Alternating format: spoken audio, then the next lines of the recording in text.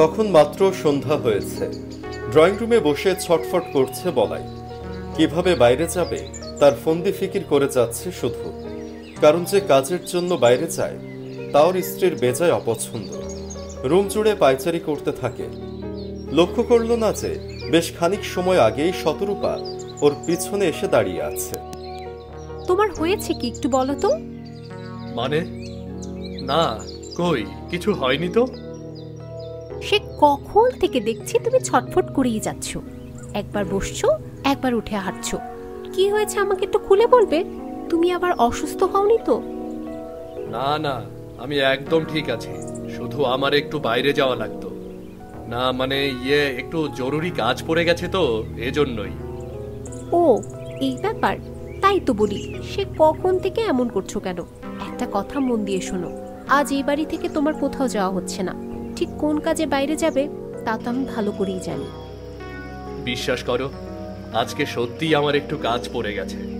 একজনের থেকে টাকা ধার করেছিলাম, আজকে তাকে সেটা ফেরত দিতে হবে যে। এখন বের না হলে লোকটা আমাকে কি মনে করবে বলো তো? হ্যাঁ, ধার তো করবেই। নিজের একটা টাকা রোজগার নেই, শুধু ধার করে করে প্রতি রাতে জুয়া ধরো। আচ্ছা, তুমি কি কখনই শোধরাবে না? এত করে বললাম এসব বাদ দিয়ে কিছু একটা কাজ করো, তা না। এই শেষবার, আর কোনোদিন আমি জোয়ার কথা মুখেও আনবো না। প্লিজ আজকের রাতটা আমাকে যেতে দাও, প্লিজ। আমি কিচ্ছু বলতে পারবো না, যা খুশি তাই করো। আমার হয়েছে যত জ্বালা, জীবনে কোনো শান্তি পেলাম না। ড্রয়িং রুম ছেড়ে রান্নাঘরের দিকে চলে যায় শতরূপা। বলাই আর দেরি করল না, সুযোগের সৎ ব্যবহার করে ঝটপট ঘর থেকে বেরিয়ে পড়ে। বাইরে ঘুটঘুটে অন্ধকার, রাস্তায় খুব একটা গাড়ি নেই। ল্যাম্পপোস্টের আলোতেই বেশ হেঁটে চলছে বলাই। যাক, অনেক কষ্টে বের হতে পারলাম। আজকে যে করেই হোক একটা বড় দান মারতে হবে। রোজ রোজ বউয়ের ঘ্যান ঘ্যানানি আর ভালো লাগে না। কোটিপতি হয়ে সব ছেড়ে নতুন জায়গায় না যেতে পারলে আর শান্তি নেই। একা একা কথাগুলো বলতে বলতে বলাই শহরের একটা পরিত্যক্ত ঘরের সামনে এসে দাঁড়ায়। এই বাড়ির ভিতরেই প্রতি রাতে জোয়ার আড্ডা বসে। সেখানে ঢুকে পড়ে বলাই। ঘরের ভিতরে একটা গোল টেবিলের চারদিকে চেয়ার পাতিয়ে বসেছে সবাই, শুধু একটা সিট খালি আছে। বলাই ভয়ে ভয়ে ঢুকে টেবিলের পাশে দাঁড়ায়। কারা আপনারা? আপনাদের তো এখানে কখনো দেখিনি। এখানে যারা আগে জুয়া খেলতো তারা কোথায়? বলাইয়ের কথায় কেউ কোনো উত্তর দিল না। আগে যেমন শান্ত ছিল ঠিক তেমনি সবাই শান্ত হয়ে রইল। বলাই কিছুটা অবাক হলো, বুঝতে পারল না যে কেন কেউ তার সাথে কথা বলছে না, অথচ সবার চোখের দৃষ্টি তার দিকে। বলাইয়ের কিছুটা অস্বস্তি লাগতে শুরু করে। কি হলো, শুনতে পাচ্ছেন না নাকি? এখানে আমার বন্ধুরা কই? আপনাদের তো এখানে খেলার কথা না। আহা, এত কথা কেন? আপনি তো মশাই জুয়ার জগতে বাচ্চা, তা না হলে এত জোরে কথা বলতেন না। খেলতে এসেছেন তো খেলুন। কে এসেছে কে নেই, কে বন্ধু, এসব দেখে কোনো লাভ আছে? বলাই চমকে উঠে তাকিয়ে দেখে একটা বয়স্ক লোক টেবিলের ওপাশ থেকে কথা বলছে। লোকটার বয়স হলেও কথাবার্তা আর চেহারায় একটা আভিজাত্য ভাব। বলাই চেয়ারটা টেনে বসে পড়ে।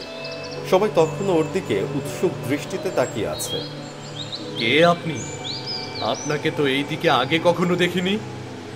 সেই আবার শুরু করলেন তো? যাকগে, জানতে যখন চাচ্ছেন তখন বলি। আমার নাম পোকার। জুয়াকে বলতে পারেন আমার নেশা আর পেশা দুটোই। পোকার? এই নামটা তো আমি শুনেছি, কিন্তু এটা তো ভিনদেশের কোনো খেলার নাম। এই নামে মানুষের নাম হতে পারে নাকি? ঠিক এই কারণেই আপনি আজ অব্দি জুয়ায় কখনো জিততে পারেননি। অতিরিক্ত কথা বলেন আপনি। কথা নয়, আমি কাজে বিশ্বাসী।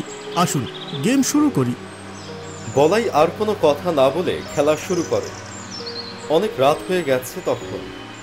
বাড়িতে শতরূপা বলাইয়ের জন্য অপেক্ষায় বসে আছে, কিন্তু বলাইয়ের দেখা নেই।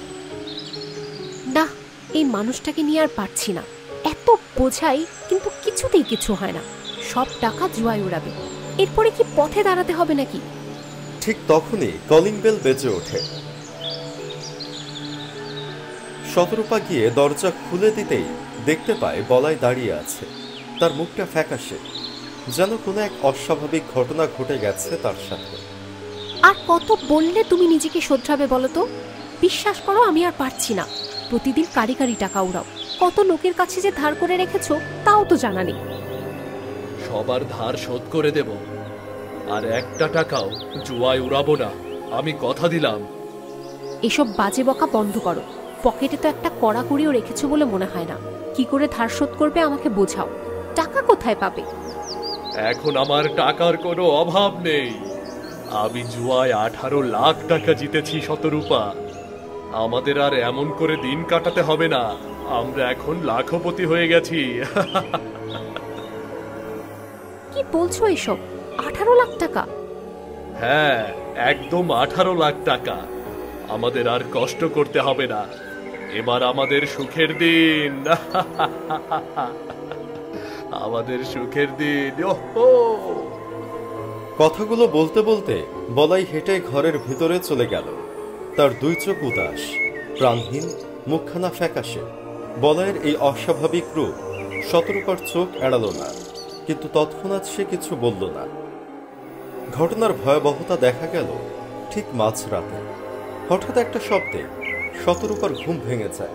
ও দেখতে পায় পাশে বলাই নেই। ও কোথায় গেল? আমার পাশেই তো ঘুমিয়েছিল। তাহলে এই মাঝরাতে একা একা কোথায় গেল? তার মানে কি আবারও সেই জুয়ার আড্ডায়? শতরূপা দৌড়ে ঘর থেকে বেরিয়ে এলো, কিন্তু বাইরের বারান্দায় আসতেই থ হয়ে গেল শতরূপা। বারান্দায় দুই পা ছড়িয়ে বসে আছে বলাই। শতরূপার দিকে পেছন দিয়ে থাকায় ওর মুখটা দেখা যাচ্ছে না। বলাই এখানে এত রাতেও কি করছে? মাটিতে বসে আছে কেন? আমাকে দেখতেই হবে। আমাকে লুকিয়ে ও আবার নতুন কোনো অপরাধ করছে না তো? শতরূপা ভয়ে ভয়ে এক পা দুই পা করে ওর দিকে এগিয়ে যায়। ঘর জুড়ে আবছা আলো। হঠাৎ শতরূপা অনুভব করে তার পায়ের নিচে কিছু একটা আছে। সে ভেজা ভেজা অনুভব করছে। নিচের দিকে তাকায় শতরূপা, আর সাথে সাথে রীতিমতো চমকে ওঠে সে। গোটা রুমের ফ্লোর রক্তে ভেসে যাচ্ছে। রক্ত? এত রক্ত এলো কি করে? বলাই, এত রক্ত কেন? কি হচ্ছে এখানে? ঠিক তখনই পিছন দিয়ে বসে থাকা বলাইয়ের মাথাটা শতরূপার দিকে ঘুরে গেল। মুখ জুড়ে পচা গলা মাংস। দুইটা চোখই যেন কেউ উপড়ে ফেলেছে। চোখের মনির পরিবর্তে সেখানে আছে নিকষ কালো অন্ধকারে অতল গহ্বর। শতরূপা, দেখো না, আমার হৃৎপিণ্ডটা কেটে বের করতে পারছি না। দেখো তো তুমি পারো কিনা। রাত যে শেষ হয়ে আসছে, আমার এখনই হৃৎপিণ্ডটা চাই। কি বলছো তুমি এসব? কিসের হৃৎপিণ্ড? হৃৎপিণ্ড কাটতে যাবে কেন তুমি? তুমি না কিছু বুঝতে পারো না। হৃৎপিণ্ড না কাটলে জুয়া খেলবো কি দিয়ে, বাজি ধরবো কি? দাও দাও দাও, দেরি না করে আমার হৃৎপিণ্ডটা কেটে দাও, কেটে দাও। শতরূপা আবছা অন্ধকারে আরো একটু ভালো করে দেখার চেষ্টা করল। এবার যা দেখল তাতে সারা শরীর বরফের মতো ঠান্ডা হয়ে গেল শতরূপা। বলাইয়ের বুকের মাঝখানটা কেউ যেন পুরনো বালিশ ছেঁড়ার মতো করে ছিঁড়ে ফেলেছে, আর সেখান থেকে বের হয়ে আছে হৃৎপিণ্ডের অর্ধেকটা। কি হলো? আমি কি বললাম বুঝতে পারছো না? আমার হৃৎপিণ্ডটা বের করে দাও, আমার দেরি হয়ে যাচ্ছে। তোমার জন্য আর কত লস করব বলো তো? না, আমি পারবো না। তুমি এসব বন্ধ করো, এগুলো ঠিক না। আমি আর দেখতে পারছি না এসব। প্লিজ বন্ধ করো এসব। বন্ধ করব কেন? এটাই তো আমার নেশা, আমার পেশা, তুমি জানো না? তুমি না বললে 18 লক্ষ টাকা পেয়েছো? তাহলে আবার এসব কেন? তুমি টাকা দিয়ে জুয়া খেলো, আমি কিচ্ছু বলবো না, কিন্তু এসব করো না। ডাক্তার? হ্যাঁ, আমাকে ডাক্তার ডাকতে হবে। তোকে দিয়ে না কিচ্ছু হবে না। ডাক্তার ডাকলে এখানেই তোকে শেষ করে দেব। চুপ করে বসে থাক। তোকে দিয়ে সব কাজ করতে হবে না, যা করার আমাকেই করতে হবে। এই বলে বলাই নিজের ডান হাতটা নিচের বুকের ভিতরে চালিয়ে দিল, আর একটা প্রবল শক্তিতে টেনে বের করে আনলো ওই রক্ত মাখা হৃৎপিণ্ডটা। অমনি ফিনকি দিয়ে রক্ত বেরিয়ে গোটা রুম ভরে গেল। শতরূপা সেই দিকে তাকিয়ে অজ্ঞান হয়ে গেল।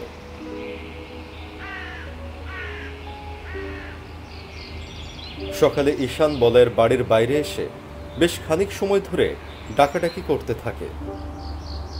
কি হলো বলাইদা, বাড়িতে কি নেই নাকি? শতরূপা দিদি? আরে ধুর, বুঝলাম না, দরজার তালা তো বন্ধ নেই, তাহলে গেল কই?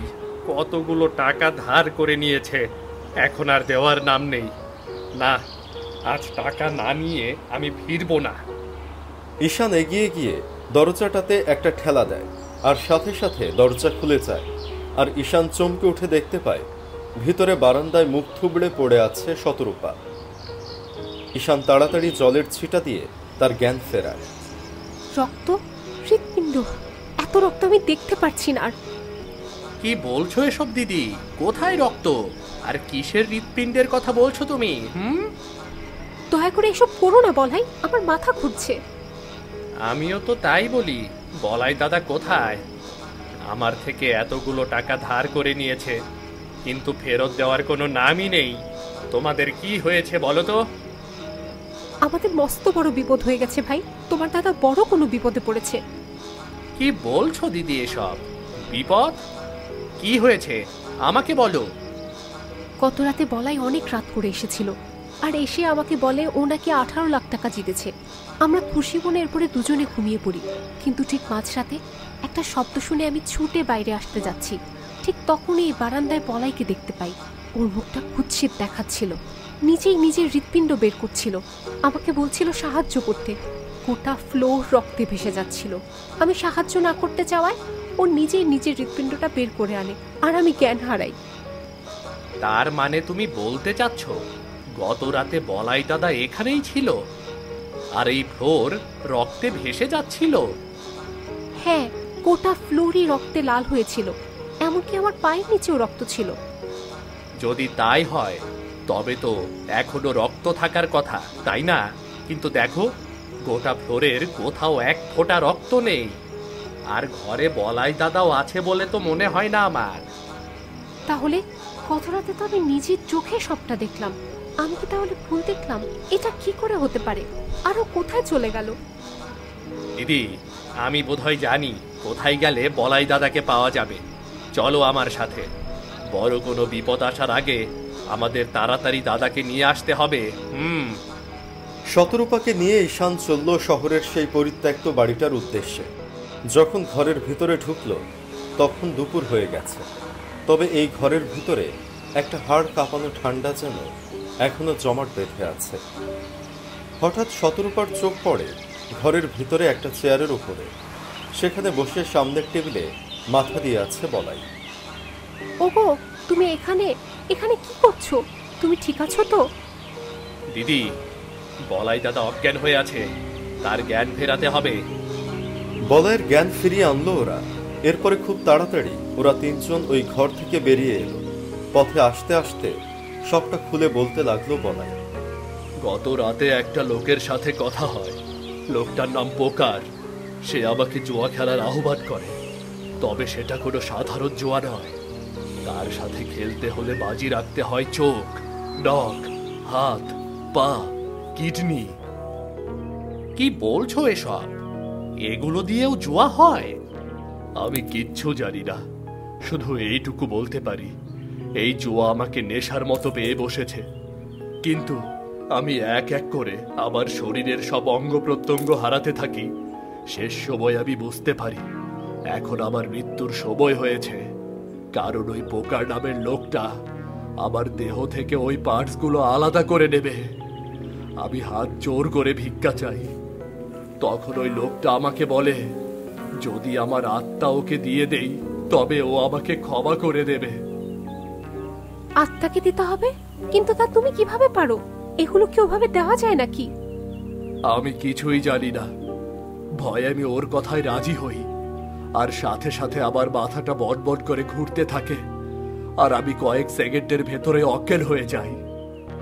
আর তোমার আত্মার ওপর ভর করেই ওই লোকটা দিদির কাছে এসেছিল। ও আসলে কোনো মানুষ ছিল না, কোনো অতৃপ্ত আত্মা ছিল। যদি শতরূপা দিদি গত রাতে ওই লোকটাকে তার হৃৎপিণ্ডটা বের করে আনতে সাহায্য করত, তাহলে হয়তো বিপদ থেকে আর তোমরা রক্ষা পেতে না। একটা অজানা ভয় আর প্রাণঘাতী বিপদ থেকে বেঁচে তিন মূর্তি এগিয়ে গেল। এরপর থেকে আর কোনোদিন বলাইকে ওই পরিত্যক্ত বাড়িটার আশেপাশেও দেখা গেল না।